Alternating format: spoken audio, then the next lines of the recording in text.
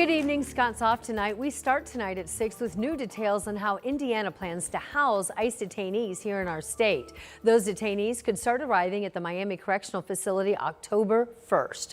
13 News State House reporter Emily Longnecker joins us live in studio with what other details we've learned about this. Hey, Emily. Hey, and so the head of the Department of Corrections went before the State Budget Committee today and asked for close to $16 million for upgrades to the Miami Correctional Facility. We also learned that the state will charge the federal government close to $300 a day for each ICE detainee it houses.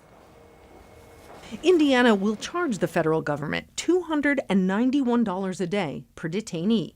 Right now, it costs the state $70 a day per inmate. I know that number does appear to be high, but we did that to protect, I feel like, the Hoosier taxpayer.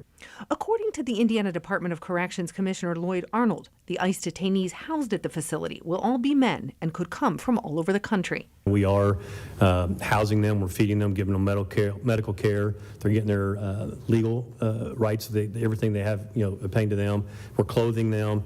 According to a spokesperson with the governor's office familiar with details of the contract between ICE and the Indiana DOC, the federal government guaranteed it will fill at least 450 beds with ICE detainees every day for 2 years. That's $79 million the state stands to bring in to its general fund. Should all 1,000 beds be filled with detainees every day for 2 years, that number would be much higher, at $213 million. The treatment is vital, and the reputation of the state of Indiana is at stake.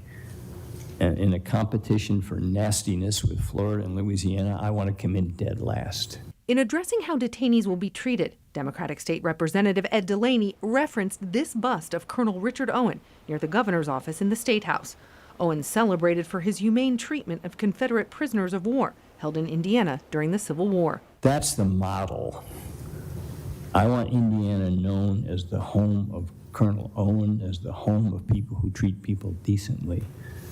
And that is my number one request. Arnold said those working with detainees would receive extra training and invited lawmakers to visit the facility once they arrive. We're going to also do just as good of a job to make sure they're taken care of before we release them back to their home countries. Democratic State Senator Fatty Cadora questioned whether detainees would receive due process.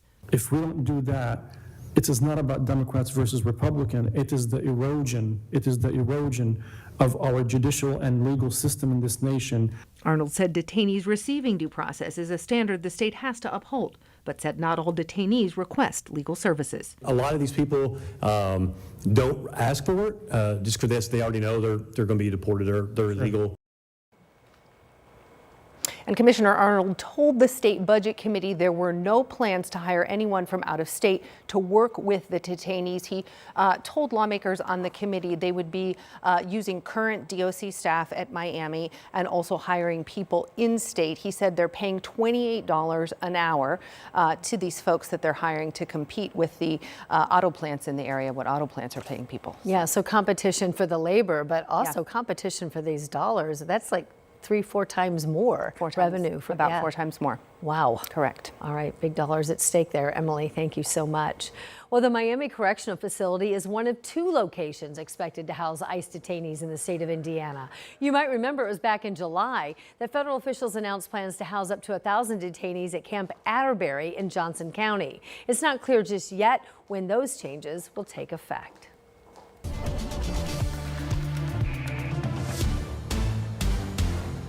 Here's a live look downtown right now. Kind of hazy, hot right now.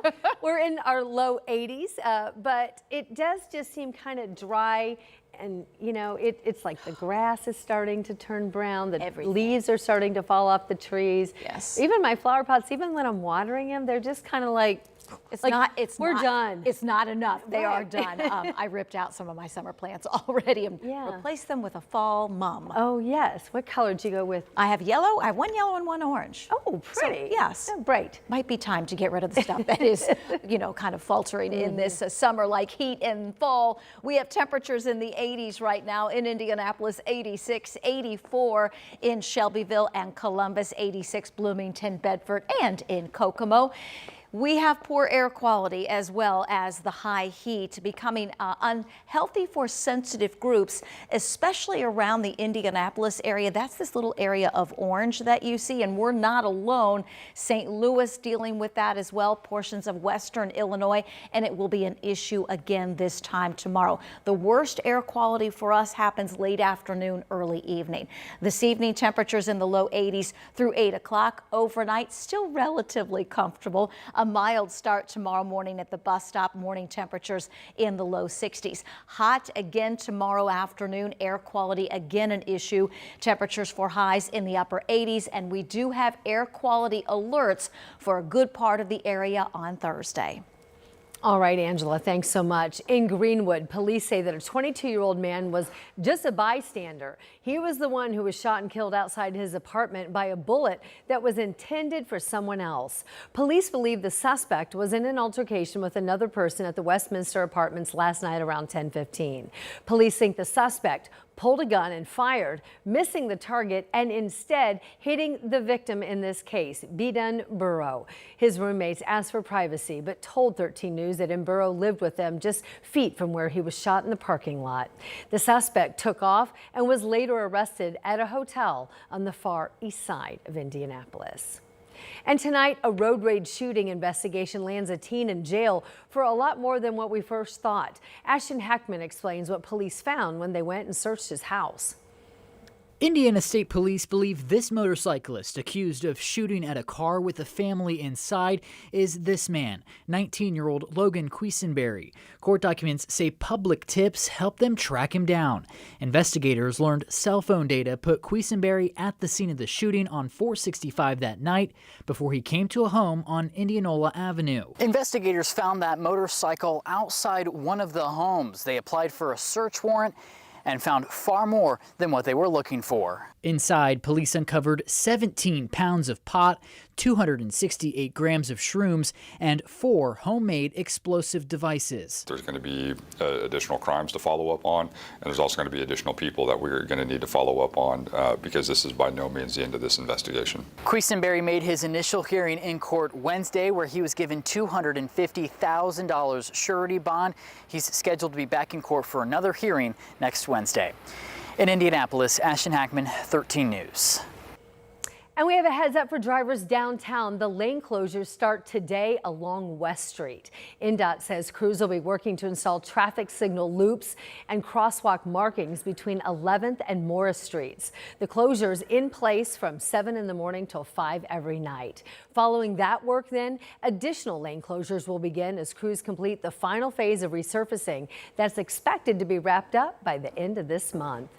And then happening tomorrow, the former Transportation Secretary and Mayor of South Bend, Pete Buttigieg, will be here in Indianapolis, part of a rally against redistricting in our state. It'll start at 1:30 downtown at the Indiana State House. If you'd like to go, you're encouraged to arrive early, at least by 1, for a security screening.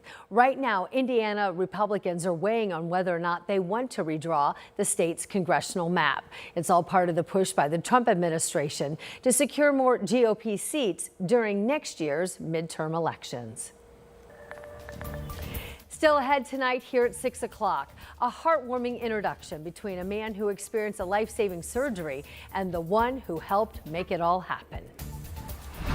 Hot for September, high temperature staying 10 degrees above average through the weekend. And the Fed cut its benchmark interest rate after a meeting this week. Ahead, I'll tell you what's the deal with what it could mean for your wallet.